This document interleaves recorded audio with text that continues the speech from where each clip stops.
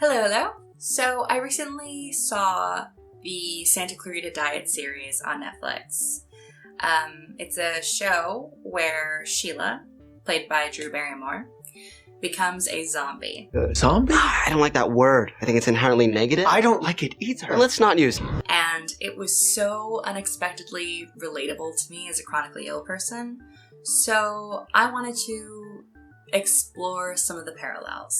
First, there was this really great moment where Joel, Sheila's husband, told someone to butt out when they were trying to give unsolicited medical advice. Joel: "Are you Dr. Gary?"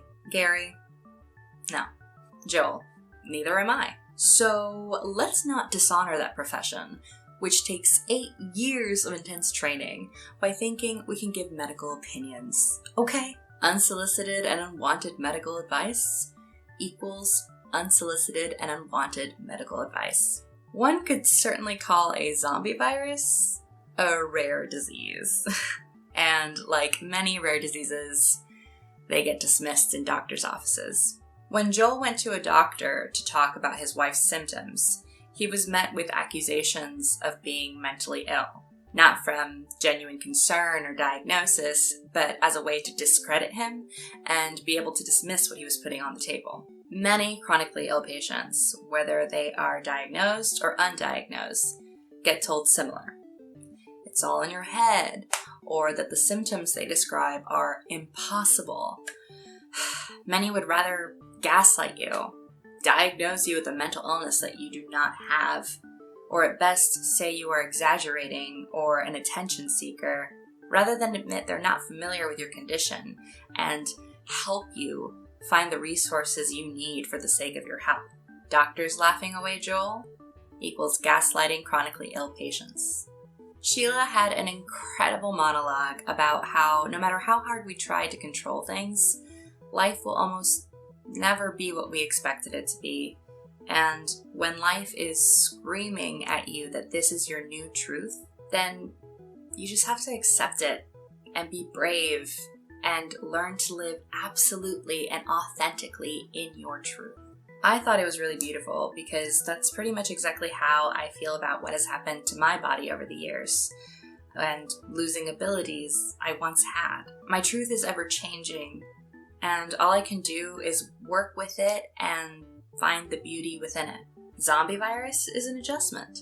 Disability and/or illness can also be an adjustment.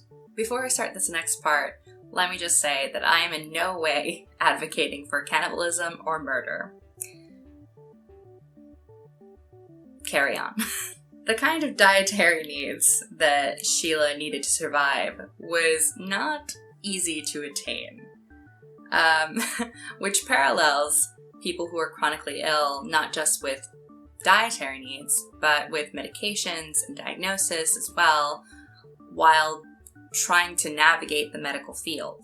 Patients sometimes feel they have to commit illegal acts to economically afford their medications and treatment, a la Breaking Bad, or going into sex work. Because of the war on drugs, patients are often denied medications they desperately need, like medicinal marijuana, opioids, and other drugs, leaving them to have to find means of getting them illegally for the sake of their survival.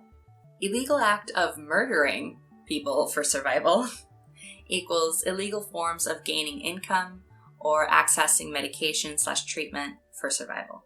What if, once I've tasted human flesh, I can't go back?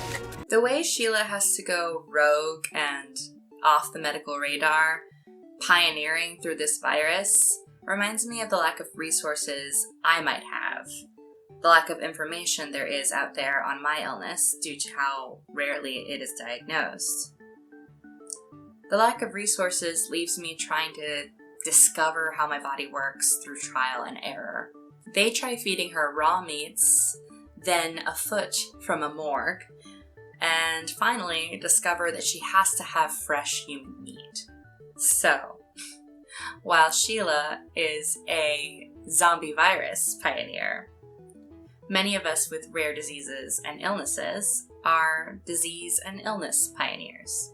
There's also really great dialogue about trying to take care of herself versus accepting support from her partner. There is dialogue about what would happen to her family if/when she died, as well as dialogue about feeling attractive as her body deteriorates, which is very relatable to me as someone with a degenerative illness. Becoming a zombie affects your relationship with yourself and others. Becoming sick and or disabled affects your relationship with yourself and others. And finally, something I found really cool was the conversation about a cure for her virus. And she started to feel that being undead was becoming part of her identity. So she hesitated a little bit when asked if she wanted to be cured. She said, absolutely, she wanted to be cured. But there were elements of this that she was really grateful for. Ultimately, what she wanted was to be around for as long as she could. And that kind of clarified for me how I feel about the idea of a cure. Similar to the zombie virus, Sheila has the prospect that there really is no cure. And so, like Sheila, I have an emotional and logical goal to accept the things that I cannot change and to embrace something that is part of my truth, my identity, and my life, and be continually willing to adjust to the direction this illness wants to go in. I don't anticipate a cure, but I do want to be here as long as I can, and I want the accommodations to live the best life that I can. And that includes medications, mobility aids, and all forms of accessibility. And there are elements of my illness that I'm extremely grateful for as well. Without this illness, I wouldn't know what I know. I wouldn't be as passionate about certain things. I wouldn't know certain people that I know now. I wouldn't have certain friends that I have right now. Because our illness is what connected us with one another.